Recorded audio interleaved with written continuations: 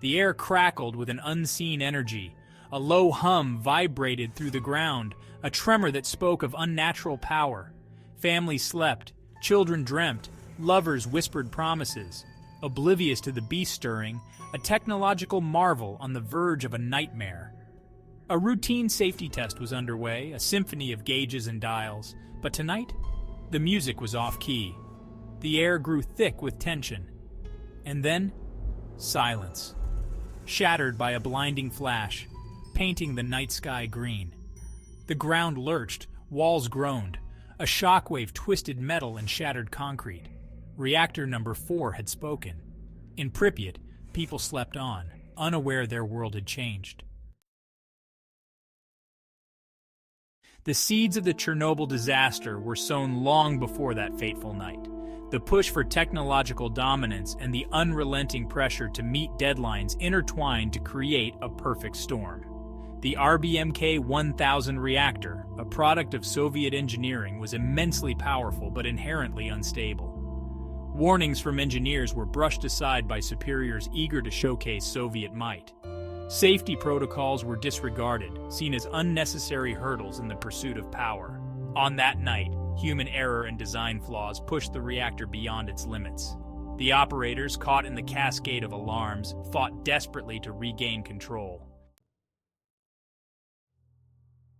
The explosion, when it came, was not a single cataclysmic event, but rather a series of explosions, each more violent than the last. The reactor core, its temperature soaring beyond the point of containment, ripped itself apart in a blinding flash of light and energy. A plume of radioactive material, a deadly cocktail of invisible poisons, shot skyward, painting the night sky with an eerie glow that belied its lethal nature. Firefighters, the first responders to this unprecedented disaster, rushed towards the Inferno, unaware of the invisible enemy they faced. Their bravery, fueled by a sense of duty and a desperate hope of containing the blaze, would cost many their lives. They fought the fire with water, unaware that they were feeding a monster.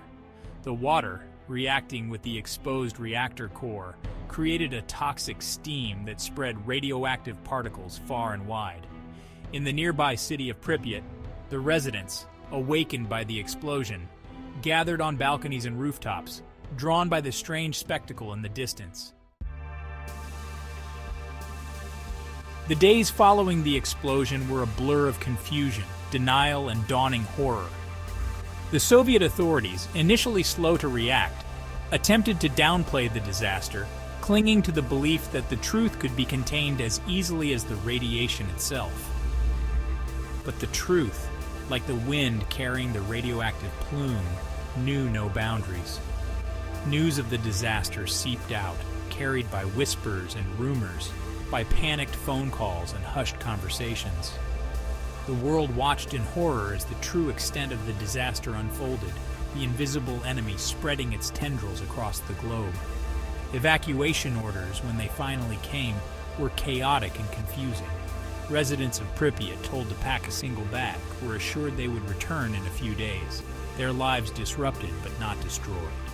They left behind their homes, their possessions, their memories, unaware that they were walking away from their past, their future forever altered by the invisible hand of radiation. In the aftermath of the explosion, a different kind of hero emerged from the chaos. The liquidators, ordinary men and women thrust into extraordinary circumstances, faced the invisible enemy with courage and selflessness. Miners, soldiers, firefighters, doctors, nurses, they came from all walks of life, united by a sense of duty, a desperate need to contain the monster and shield the world from its wrath. They worked tirelessly in the shadow of the reactor, exposed to lethal doses of radiation, their bodies slowly betraying them, their sacrifice a testament to human resilience in the face of unimaginable horror. They cleared debris, entombed the reactor in a sarcophagus of concrete and steel, and risked their lives to prevent a meltdown that could have rendered much of Europe uninhabitable. Many succumbed to radiation sickness, their bodies ravaged by the invisible enemy, their deaths a stark reminder of the unseen cost of the disaster. In the years since the disaster, the Chernobyl exclusion zone has become a haunting testament to the destructive power of nuclear energy. The sarcophagus, hastily constructed in the aftermath of the explosion, stands as a stark reminder of the disaster, a concrete tombstone marking the site of a technological and human tragedy. Within its depths, the reactor core smolders, its radioactive heart still beating, a constant threat contained but not extinguished. The exclusion zone, a desolate wasteland stretching for miles around the plant, is a testament to the enduring legacy of radiation. Buildings stand empty, their windows like vacant eyes staring out at a world forever changed. The city of Pripyat, once a bustling community, is now a ghost town, its streets reclaimed by nature, its buildings slowly crumbling under the weight of neglect and decay. The land around Chernobyl bears the invisible scars of the disaster, a silent testament to the enduring legacy of radiation.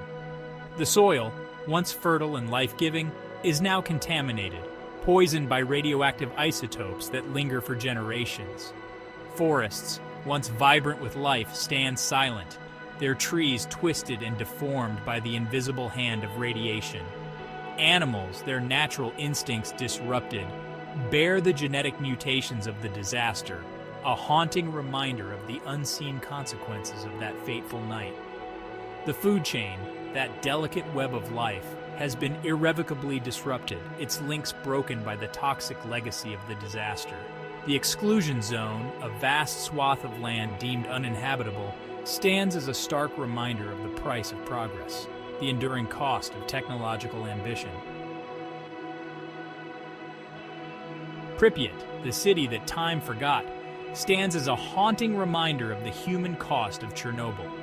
Once a bustling community of nearly 50,000 people, it is now a ghost town, frozen in time, its silence broken only by the wind whistling through broken windows and the rustle of leaves reclaiming the streets.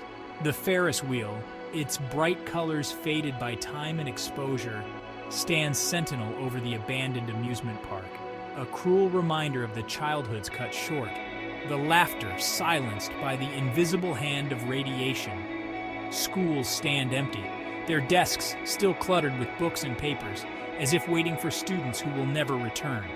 Hospitals, their beds stripped bare, their corridors echoing with the ghosts of patients and caregivers, stand as silent witnesses to the suffering inflicted by the invisible enemy.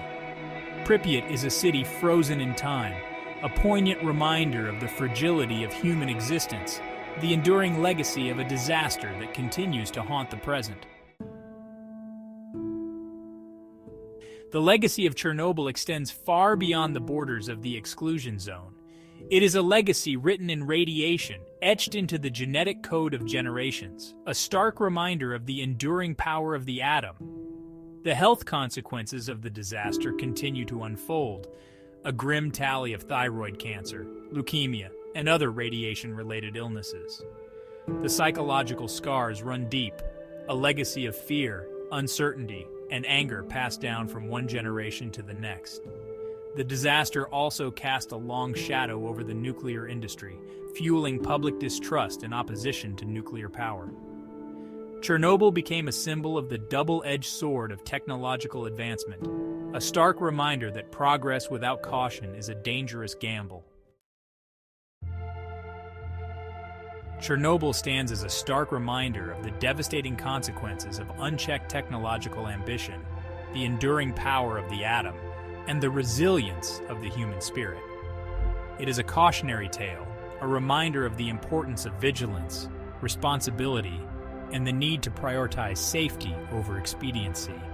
The disaster also underscores the importance of learning from past mistakes, of honoring the sacrifices of those who risked their lives to contain the disaster, and of continuing to monitor and mitigate the long-term consequences of the explosion. Chernobyl is not just a place on a map. It is a symbol, a warning, a testament to the enduring power of the human spirit in the face of unimaginable tragedy.